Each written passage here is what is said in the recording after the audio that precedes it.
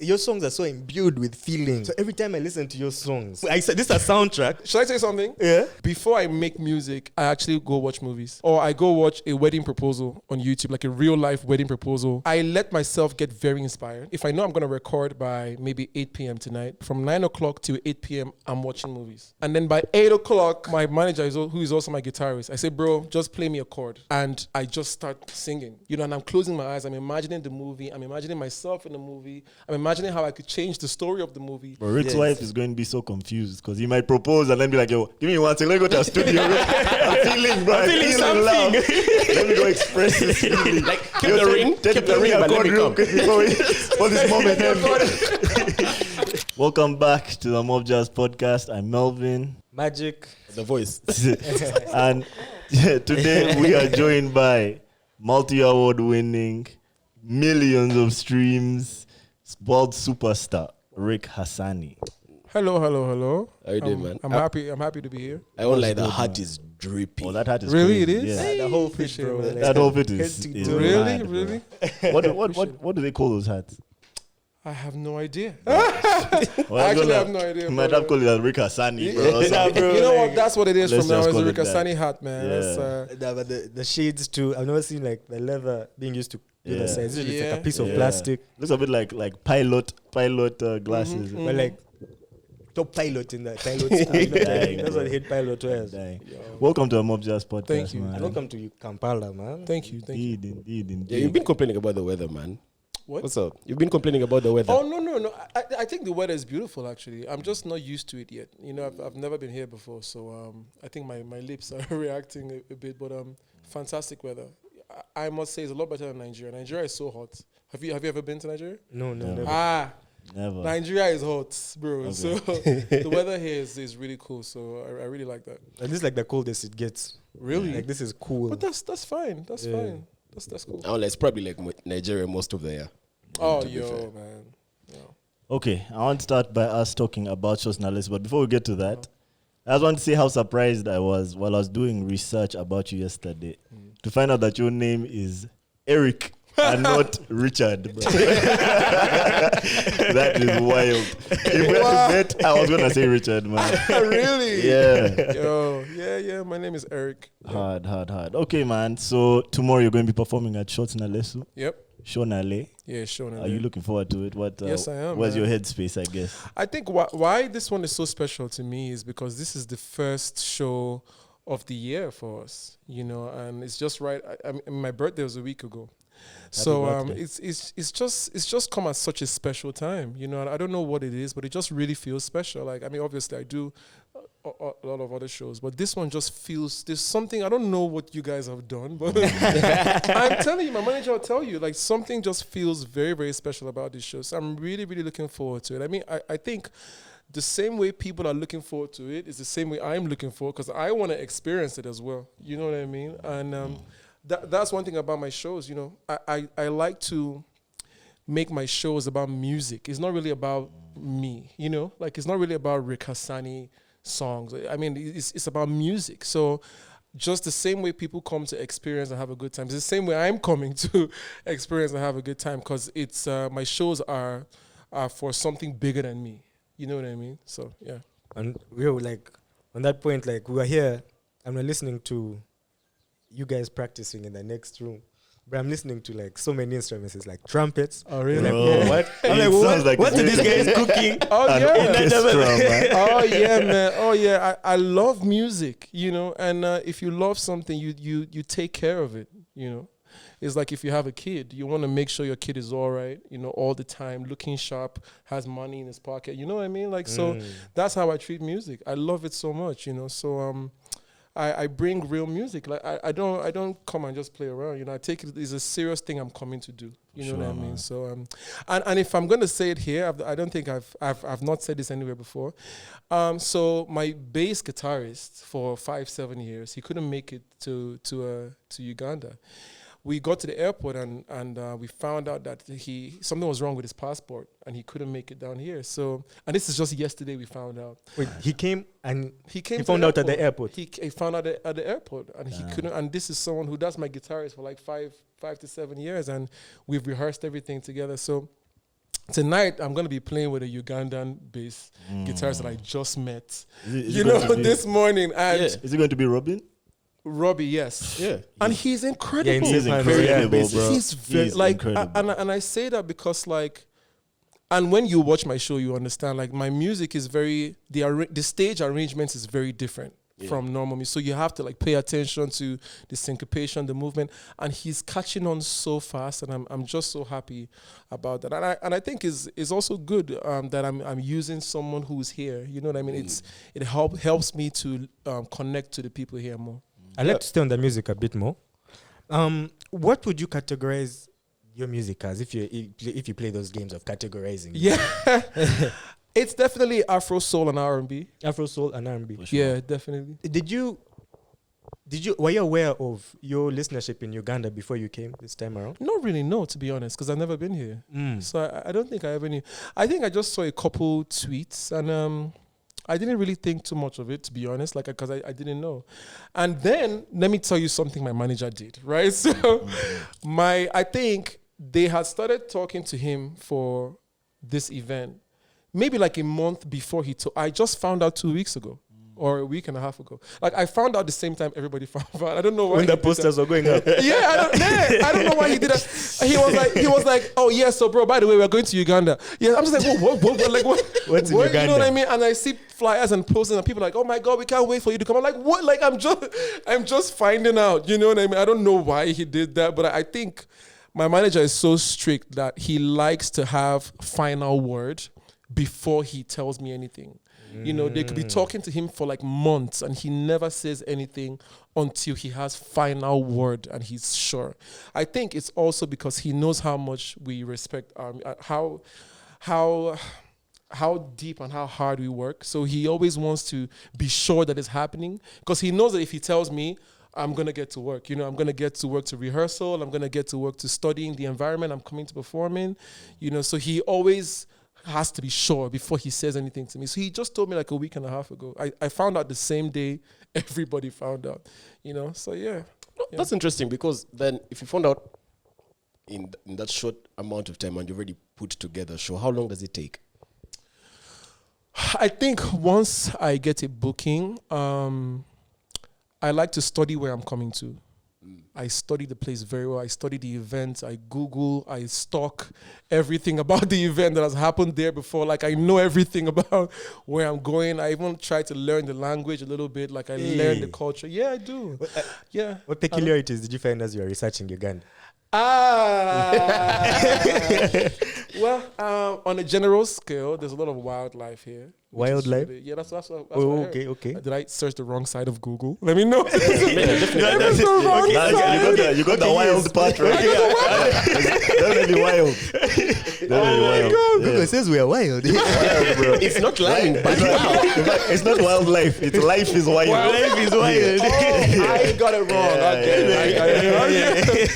Yeah, and I've studied your culture so much. Like, I have a few surprises for you guys tomorrow. Is it? Okay. Yeah, I do. I really, really do. You know, so that's what I always like to do. I'm not just coming here to just do a show and make a bag and go back. You know, I'm trying to make the people here know that I care about what I'm doing. I care about you guys. You know what I mean? Like, so that's why I always study a lot ahead of what I'm doing, and then I study the venue. I have to envision what I'm gonna wear, what it's gonna look like, you know. And then I just go right into the set list, and then I try to like maybe check what songs people like of mine in this area, and then put the set list together, and I let people know the set list beforehand, you know, just so they know what they're coming to get, you know. So, yeah. I have a question since we're talking about the concert. Obviously, I've listened to a bunch of your music. I've listened to almost everything, right? But the bit that I had never listened to is the live album that you put out, or at least like a few songs from a live performance that you did. I don't know if people take this as an insult or if it's a compliment, but bro, you sound so much better live. Bro. Like, I was listening to. So what happened is I listened to a bunch of Ric Hassani for like the past few weeks, right? And then I started listening to the live. And like the live renditions are incredible, man. Yeah. So like, I take it as a compliment. Yeah. I really, really do. Like, My records recorded and my performances live, I always want it to be two separate experiences. Because if you come to my show and it's exactly the same way on a record, then you could have just stayed at home and heard the record. You know what I mean? Like, you already satisfied. You know what I mean? Like, what are you coming to my show for?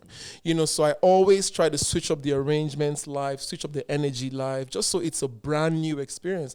Because I take people very seriously. You know, like, for what's going to make somebody to leave their house, get dressed, prepare for that day, pay money, come to a show, stand and wait for... Like, I think, like, people are so used to it that they don't see how big of a deal it is. Like, it's still a big deal to me because I know what it's going to take me to leave my house and go and watch somebody sing and pay money. You know what I mean? Like, so I put... I think of myself when I say, come out to watch my show. You know what I mean? And I take it very serious and I appreciate it so much. So I want you to really feel like, man, I really had a new experience. So even when you go back home after my show and you listen to the records, if I call for another show the next day, you're still gonna go because you're like, I always get a new experience. It's not just, I'm not just going to hear the record. You know what I mean? And like, if you study like the greats like Beyonce or Ed Sheeran, like their live performances is always brand new experience. You know, it doesn't sound like how it is. So that's where I'm trying to like get to as well. You know, it's interesting because I noticed with a lot of your live shows, it's very personal. Does that make sense? Yeah. Like you're very, should I say crowd work in a way? Yeah. It's something you really incorporate. Oh yeah. Again, because I respect people, you know, and I want people to have a good time. You know, I feel like I think the age of like camera, phone, recording, and this and that, like it's taken away a little bit from just coming and putting down your phone and enjoying the show.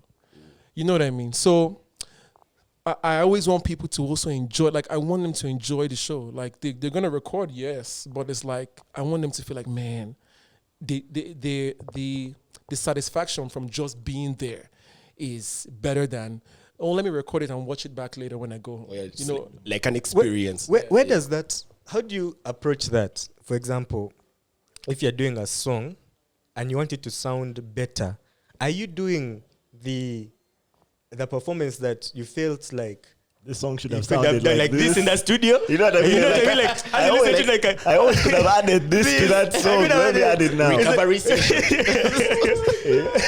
oh, I didn't do this right. Let me do it. Let me get it right on stage. I could have done it like I could have this. done it like Like this. Let me give them this. Oh you know what I mean? my God. Is there any aspect of that? I don't know. Like, I don't know, to be honest. I've never been asked this question, but I don't know. I just want people to feel different when they see me live, like different than how they would feel if they heard my song. You know, because it's like they've already heard my song. Like, so if you've already heard my song and you know you'd feel the same way coming to my show, then why come to my show? You know what I mean? So I really want people to feel something, you know. That's why I always try to make it better, make it different, switch up the arrangements, you know. And I just can't wait for you guys to see what I will do tomorrow. You know, I think you guys will really appreciate it, you know. I think my dad told me, oh my God, I'm getting preachy, but yeah, my dad told me that, you know, work so hard that even if they don't like you, they'll respect you. Like, oh, I don't like him, but he works hard. Like, he put in that work. You know, like, you know what I mean? Yeah. There's some people that even if you don't like them, you're just like, no, but he goes hard. When it comes to this particular thing, you have no choice but to call this guy. He's like, the expert. Exactly. And I'll tell you this, Ugandans really, really respect that. Ugandans will go for a concert having never, ever heard the artist before. But if that guy performs, they'll be like, yo, hold on. That's guy there, let's go see what that guy is. And I'll tell you this, like, you're in the right place. Yeah. Like, you said Afro-Soul, Afro RnB. Yeah. East Africa, bro. Wow. Like, we like Afrobeats here. Yeah. But the sub-genre, the niche of Afrobeats that really penetrates here is the really, like, soulful, like someone who can sing on the track, sing on stage. Incredible. It really connects here. And I'll also say, like, Rwanda, bro. Next time. Yeah. That's like... We're Rwanda, 2022, 21. What was that like? I don't know. It was 2 years ago. And that's where we met Mike Kayuhuru. You know guys from Mike Kayuhuru? That's another guy. Incredible guy, you know. Yeah. So we're there 2021. Is it 20? I don't know, 21? 21, I think. Yes. It was a great time. This is literally like I'd say that's the sound that really absorbs you and takes on here. So yeah, therefore, I'd say this is a good place to start there, I guess. I'm happy, man. I'm happy. It's a good vibe. It's such a good vibe, bro. Like I don't know. I don't know what. There's something about this country, man. It's wild. And there's something about this particular event. It just feels so special, and I can't wait to experience it. Okay, man. Since we're talking about, I guess, East Africa and I guess the type of music that we listen to here, I want to get into one of my favorite songs. My Kind of Woman. Really? Featuring awesome. Sauti Soul. Awesome. Love that song. That's the first song of yours I ever heard. Oh, really? Yeah, so I'd love for you to, I guess, tell us the story of how that happened. Okay, so huge fans of Sauti Soul. Like before, I'm a huge fan of Sauti Soul. I always wanted to do a song with them. So I reached out to them and they were like, oh, cool. Like, you know, we like what you do as well. I'm like, really? You know? So great. You know? So I think Bien gave me his phone number. Okay. And then, so once they said they would like to do a song, I went in the studio and made that song specifically for Sauti Soul. Like, it wasn't like I had a lot of songs and I sent them some songs to choose. Like, I was like, I imagined a Ric Hassani and a Sauti Soul song. What's it gonna sound like? I put myself in like a fan point of view. Like, what would I want it to sound like? You know what I mean? Like, you ever have those moments where you're like, I know these two artists and I imagine them doing a song together, how it's gonna sound. So I put myself in that shoe and then I wrote that song. And immediately I sent it. Bien was like, oh my God. Bien went crazy. He was like, this song is perfect. Like he said, the song feels like a massage. It just feels like so cool. And you know what I mean? And I was so happy that he loved it. And then they recorded and sent it back. And then I became friends with Chimano. And to this day, we haven't met. Like I haven't met them. Wow. Yeah, never met them before. Bro, you succeeded. Yeah. You succeeded because, like, that's exactly what it sounds like. Yeah. It sounds like Ric Hassani is a member of Sauti Soul, and they made a Sauti Soul song. Exactly. Oh, that's exactly. Perfect, like, I remember, like, when I told them, when I got word back from them that they wanted to do a song, I went and listened to all of their music. I sat down in my house and my producer, I said, guys, listen to all Sauti Soul music and let's listen to them for like a day or two. And the next day, let's make a song. And the first song we made was My Kind of Woman. Mad. Like, we just, like, soaked ourselves in, like, their vibe and everything and their essence. And that's how I made that song. Wow. Like, if I hadn't sang that song, I would have written it for them and said, you know what, guys, take the song and go to the song. You know? Yeah. Wow, okay. That's fine. This one might be more of, like, a bit hard. But you as an artist, when I listen to your music, I get a particular vibe. It's like a feel-good vibe. I don't know how to put it better than that. Is that something that you go for? Is it something that you intentionally do? Is it just your audio signature? Because it's something that I'd say is very unique to you in that sense, in that you... Okay, like other people can make a song, but it sounds dark. But yours just always seem kind of like uplifting. Yeah. Or like even when you're talking about sad subject matters, it's still very. So I guess. Yeah, like we'll be dancing to Thunder Fire you tomorrow night. And your friends. Even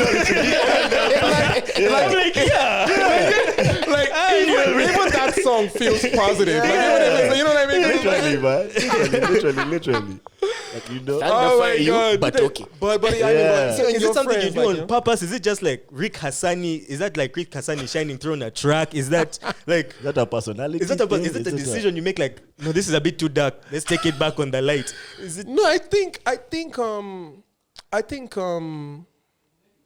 really think it's my personality. I think, like, because that's actually how I am. You know what I mean? And when I make a song, I want it to feel more than you hear it. I don't know how to explain it. Like, it must connect. Yeah. I just like, I feel like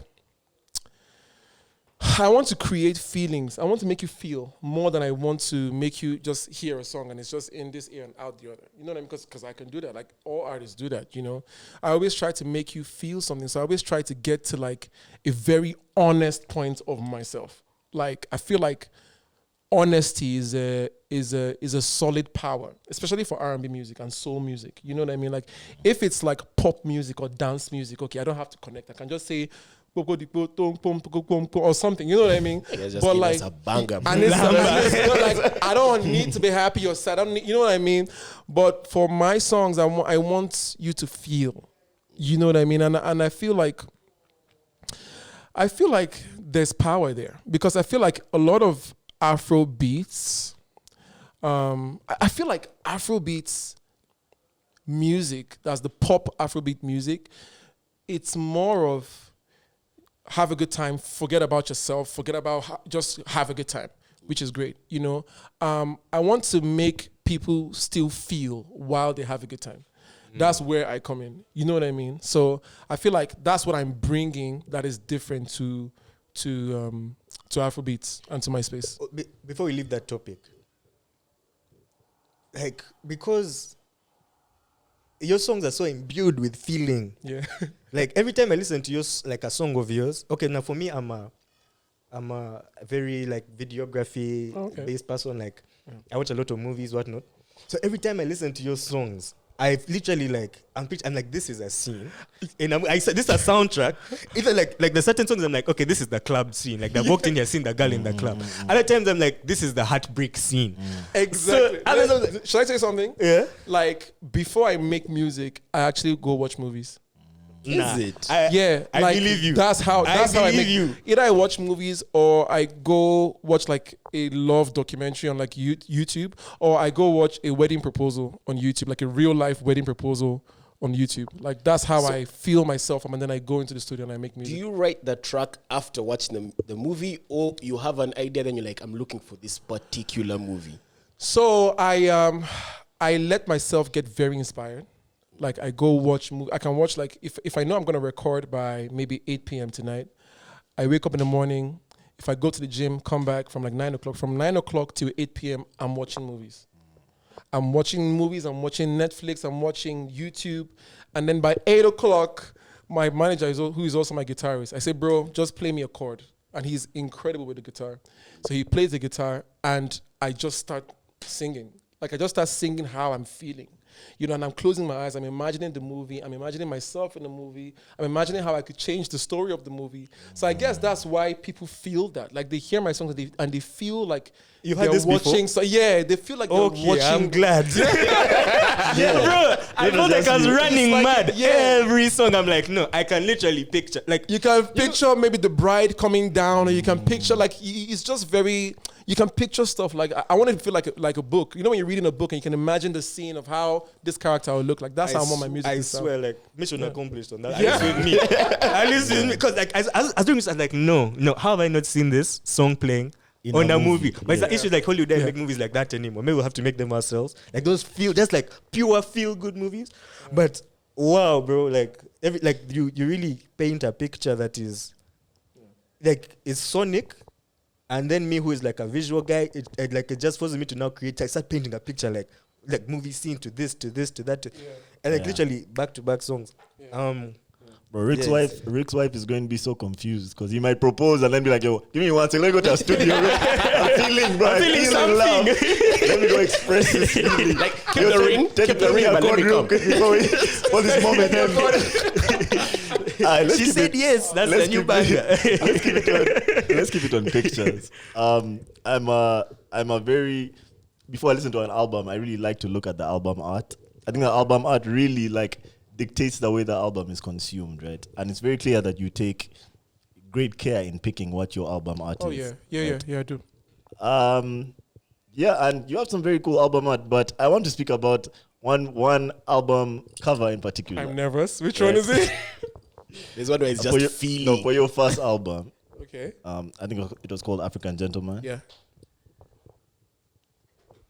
Did you like that album cover? I guess that's the first question. Where is this going? I need to know where this is going. Bro, let me just disclaim by saying Ric has amazing album cover, right? Ever since African Gentleman, his album covers have been amazing. But I want to just give me the number of the guy who cut your hair on an African Gentleman, because that haircut, bro, that haircut. We need to talk about that haircut. Rick. I'm not gonna hold you. Yo, that's my barber for 9 years. Wild. 9 years, Matthew. That's his name. He is incredible. Like every album cover, it's like a ritual for me. If I'm shooting any video, anything, it has to be Matthew. If he's not around, we move the video shoot. Like it's that bad. Like it's just a ritual for me. And such a great guy, such a positive guy. And aside just the haircut, like I draw a lot of energy from him as well. You know what I mean? I feel like life is better lived when you live it where everything you do has like a deeper why or a deeper meaning. You know what I mean? Because I could just cut my hair with anybody. You know what I mean? But he has an energy that I don't know, that really I feel how do I put this in word? But I just feel I like feeling led to do things than just doing things, if that makes sense. Like I like to feel like, okay, Rick, this is what you're meant to do right now, rather than, oh, Rick, do you know you can do this? You know, just because you can. You know what I mean? Like, I feel like, no, I want to feel like I'm meant to be here. I want to feel like I'm meant to be in Uganda, rather than, oh, I'm Ric Hassani, book me here, book me there. You know what I mean? Like, I like to feel led. I just feel more connected to the universe in some way, if that makes sense. You know, so that's how I like to do things. So with my haircut, with everything I do, I like having that, okay, this is how I do it. This is my ritual. This is why I do it. This is, you know, so yeah. Yeah, and to be fair, man, if someone has been cutting your hair for 9 years, bro, that's a relationship. That's like family, honestly, bro. that at like, this point, yeah, you know? he can now just do what he wants. He knows your head. He can cut your head with his eyes closed. Exactly, exactly. Okay, man. I'm glad this is a shout out to Matthew, man. Shout out Matthew. Matthew got progressively better because he did. The new haircuts getting harder and harder. You know? Yeah, man, he did, man. Yeah. I'm so proud of him. He now has his own like barber shop, and he has like many other barbers employed under him, and that's something he always wanted. So I'm so happy for him, man. Nice. Keeping it on the music. You said you work out. Yeah. So here we are today. This guy shows us a workout album. Yeah, man, like, We're like, huh? I thought I listened to Ric Hassani. What the fuck? Guys, like, nah, this came out this year. Like, this year just started, right? Bro, picture me. Let me just tell a story of how I discovered this album, right? So I'm doing my Ric Hassani research, bro. My prep. I've listened to everything else, bro. I've queued all the albums. Everything's so beautiful. The last song that I heard was I Love You This Christmas. And that might be my favorite song of yours now. Really? Yeah. After My Kind of Woman, right? Oh, awesome. Next thing I know, bro, because I queued the albums, remember? The very next thing I know, it's because it says Ric Hassani Work Out. I'm like, oh, this guy's going to work things out. Like, this guy is being so clever. On the album cover, he's like, this guy's about to take us on a The journey, bicep man. was crazy. About working things out with like this woman and bro. I see a tum. Welcome to a Ric Hassani. I was like, bro, oh my God, what is this, bro? So, tell us, man. Tell us about that, bro. Man. What's the background? Tell us about that. Where does that come from, Is it man? an actual workout album, or is it like an album where that's the theme of Let us know exercise? tomorrow. And Oh my God, I'm Do we dying. need to come in workout clothes because tomorrow? I haven't listened Is to that the this. vibe, bro, tomorrow? I just let us found know. about this on this morning. Just know we have a Zumba session I think somewhere. I'm a piano body. Bedu, a bada party. Yeah. This man's telling me those are supposed to be like the songs are timed to like sets Yeah. for certain workouts. Yeah. So like, what is going? Yeah. What's going on, bro? This is the best review of this album I've had of all time. Yeah. You're never gonna hear You should anything have warned better. you guys. Yo, Bro, like, man, like, so it came out on my birthday actually just a few days ago. Okay. I think, okay, so I've been going to the gym for the past 8-9 months, and I've been doing this thing called Tabata. So it's basically just like cardio workout. So you just go in for an hour, and the whole hour you're doing jumping jacks or push-ups and press-ups, and the gym instructor will tell you like you have to do push-ups for like maybe 12 seconds, and then you rest for 2 seconds and get back in it. You know what I mean? I'm like, oh my God. And I really enjoyed it. It helped me to get my mind off a lot of stuff. And just exercise in general is very key. You know what I mean? So every time I get to the gym, his classes kept getting bigger and bigger, and 20 people, 30 people, 40 people, 50 people, you know, and it's every day, 6 days a week. And he used to play this like electro techno kind of music. So I went for the gym the first month, second month, third month. This guy is playing this same song for 3 months. I'm like, who is getting all these streams? Like this, who is this brother making all this money? Because we use it every morning and people are shazamming it. I'm like, I need to get on this. You know what I mean? So, and it's all unst music. There wasn't any like Afro one where I could really relate to it. You know what I mean? So I went in the studio. I told my producer about it. I'm like, bro, we're going to make this thing for 1 hour. It's going to be 1 hour and it's going to be 7 seconds, 5 seconds rest and then 7 seconds. Like we're going to make it proper. You know what I mean? And that's how I made it. So, it was just a cool idea. And, I want to see where it goes. Like I'm just as surprised as you guys. Like workout album, why? You know what I mean? But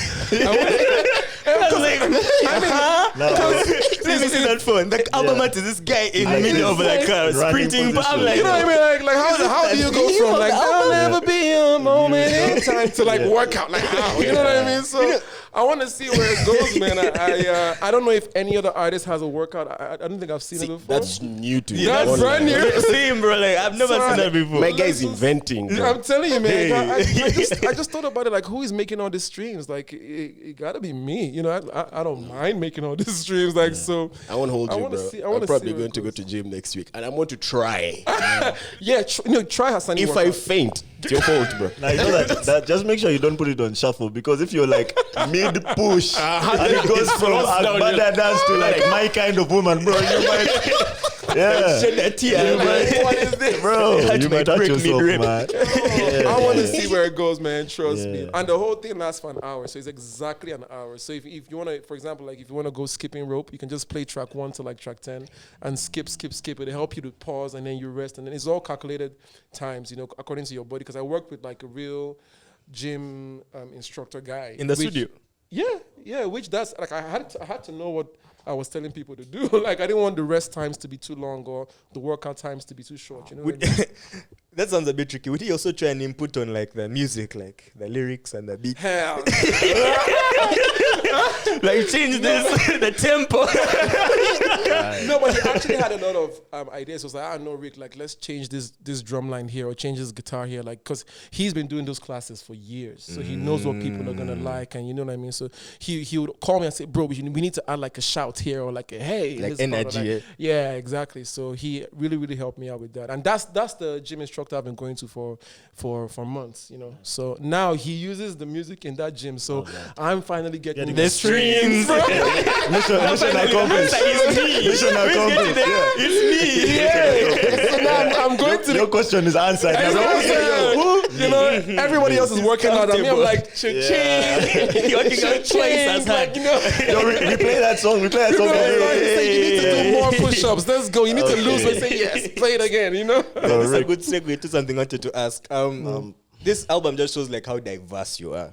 Like you literally did a workout album. Yeah. And one thing I found when I was doing research for like really getting deep dive into Ric Hassani, I found it, bro, you have so many genres. Like you jump from Afro beats, then you go to like EDM, then you have like an Amapiano stroke this, then you have like an Afro beat stroke that. Yeah. Is it something that you are intentional on doing that, trying to keep your sound fresh, or is it like just a reflection of all like your inspiration, that like the like wide music you listen to? Is it something that you think is important for Afrobeat? Like, where does all this diversity in your sound come from, man?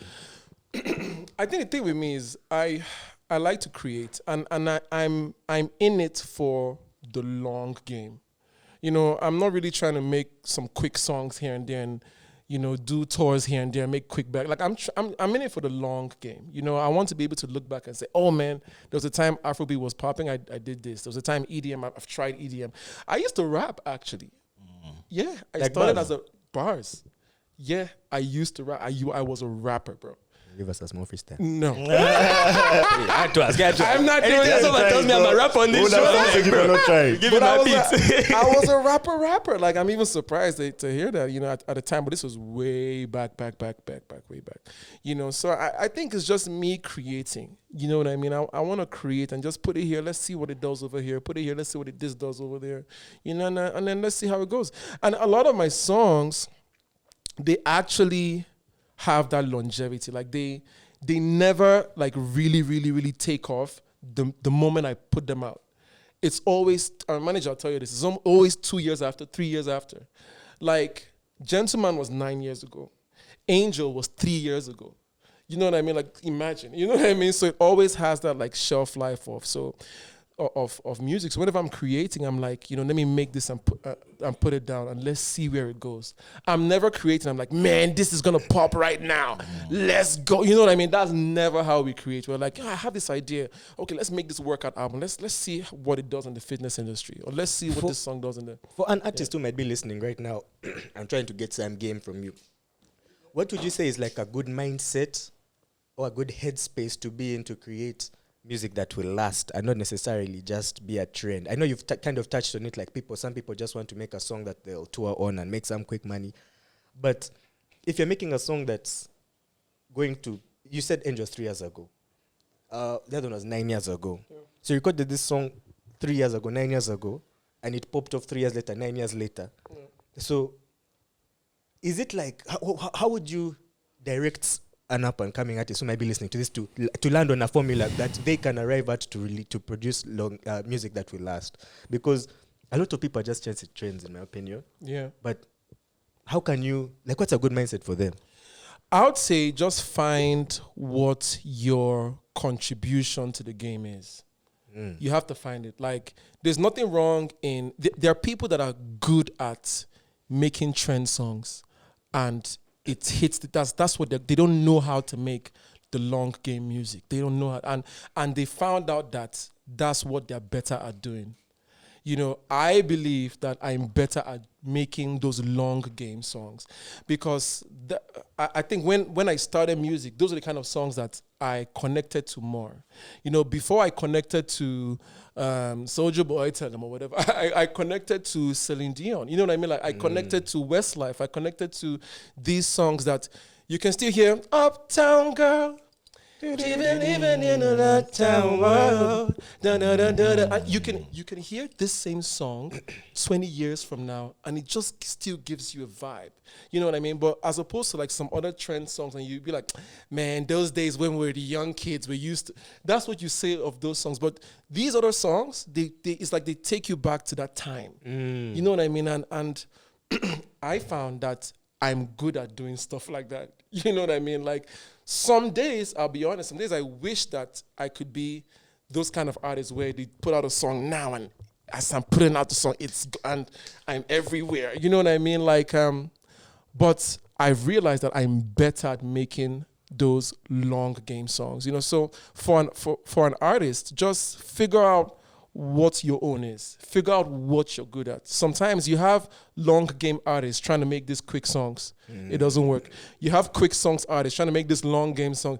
It doesn't work. So you have to find out like where you are, and you have to keep trying and see where you fall.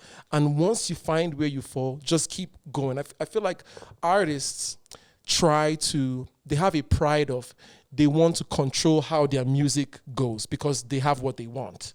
You know what I mean? But our job is bigger than us. Like, it's the music that will tell you what you're going to do or who you're going to be. You're not the one that would say, I want this song to pop off right now. No.